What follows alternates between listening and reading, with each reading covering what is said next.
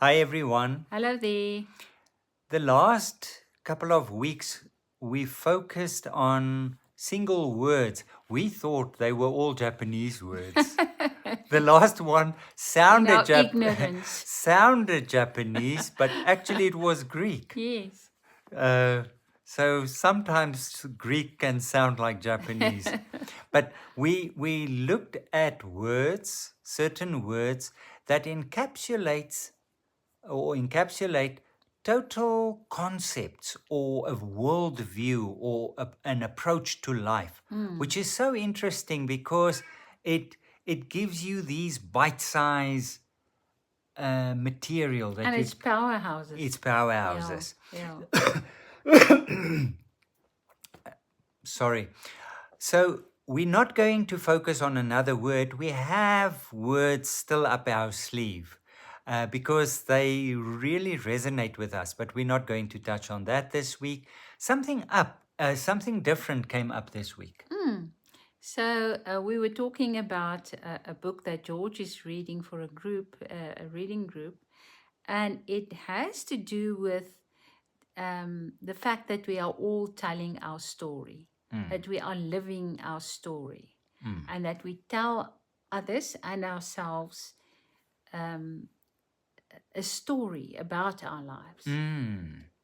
And the influence that has, the role that we see ourselves playing in a story, what is the metaphor, what is our identity in the story, all of that plays a very important What role. is my character? Yes, it plays an important role in how we perceive, how we live, how we experience our lives. And it boils back down to what we've been talking about quite often, victim mentality. So do you see yourself as a victim? Do you see yourself as the hero in your story? And what is the influence that you have on your own life, even though things happen that you do not have control over? Are you just a victim to those circumstances, or how does that work?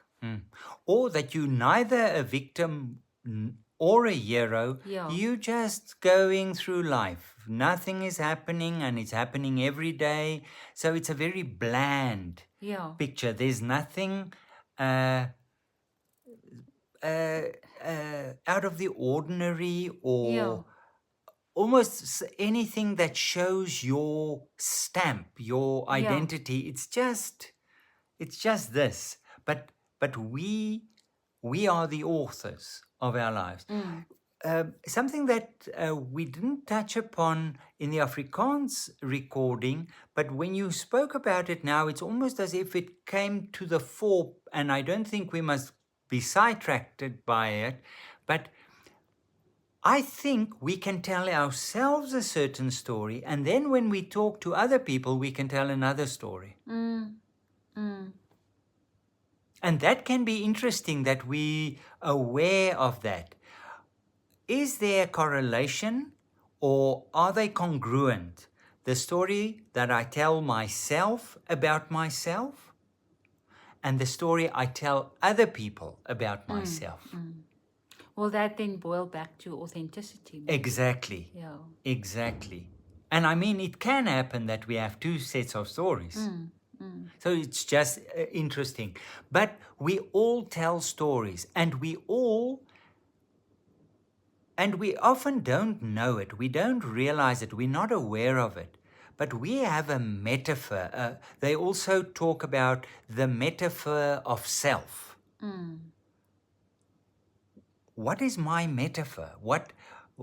What is the image that I have about myself? Yeah, in my life, in the happenings of my life. Yeah, yeah. Am I a pilgrim on a journey? Am I an adventurer?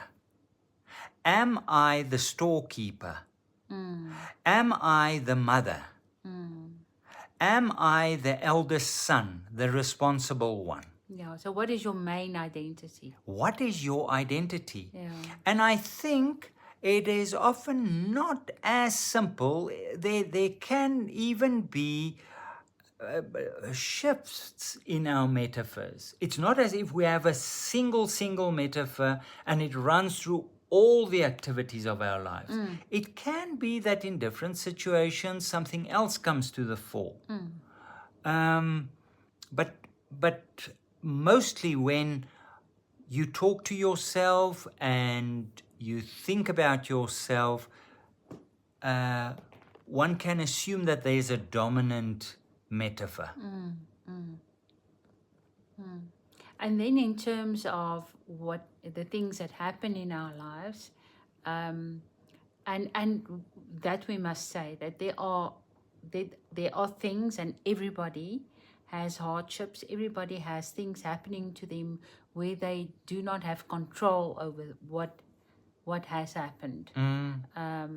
You get seriously ill, you get retrenched from work. There's a natural disaster. Yeah, especially things like that where you definitely have no control over that. Exactly. But in terms of how we face these things, we have agency in how we face the difficulties and the joys and everything in our life, in terms of how it influences our lives. Yes. So we can, even though a really terrible thing happens to us, the way that we accept the reality of it, perceive it, give the next step, all of that will determine almost the trajectory of our lives, the way that we will be living our lives, but also how we will be feeling about our lives. Yes. Whether we will see ourselves as victims, whether we will see ourselves as survivors. And I think that maybe you can read that one quote from the book, because it explains it so well. Just before I read it, I just want to touch on an issue that I heard this week, or I came across this week. Often, because last week we started now with the new intake with the spiritual direction training in Pretoria, and we had a week-long retreat. And part of that week-long retreat was also the opportunity of everyone present, us as facilitators and the new cohort, to tell their stories.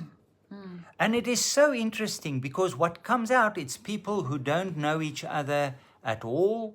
They arrive there as totally newcomers, and we each tell our story. And what comes through is that everybody in their lives suffered difficulty. There isn't anybody who has been spared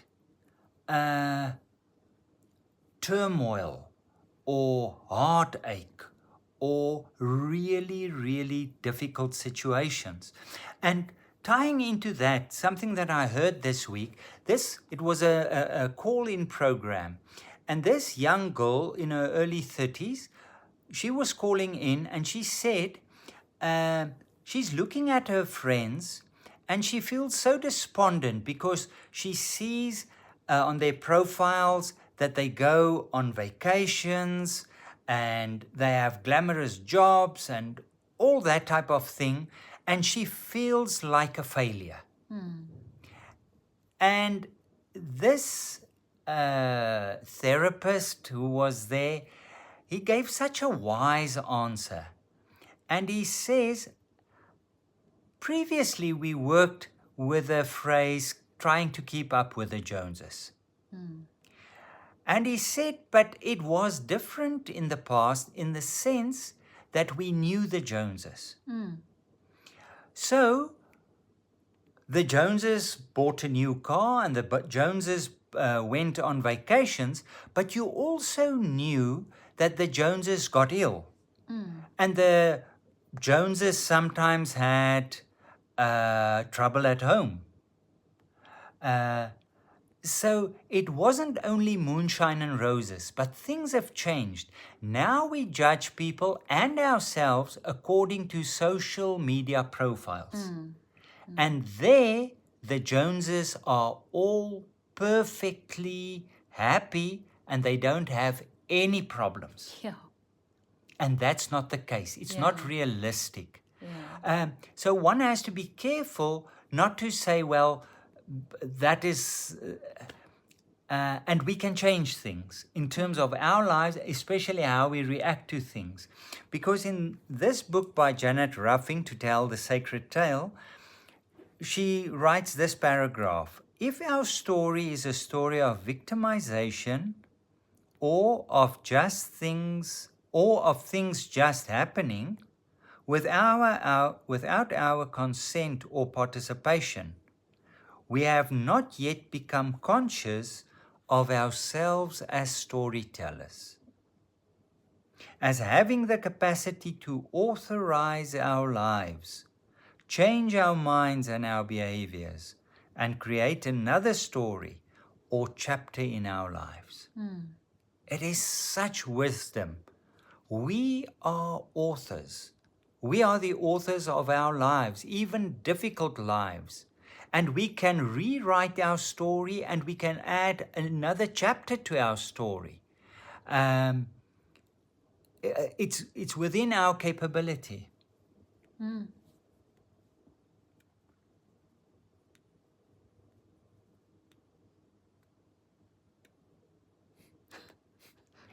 What are you thinking?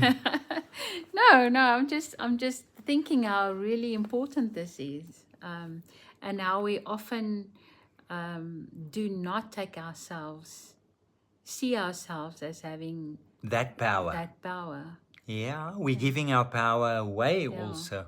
Yeah.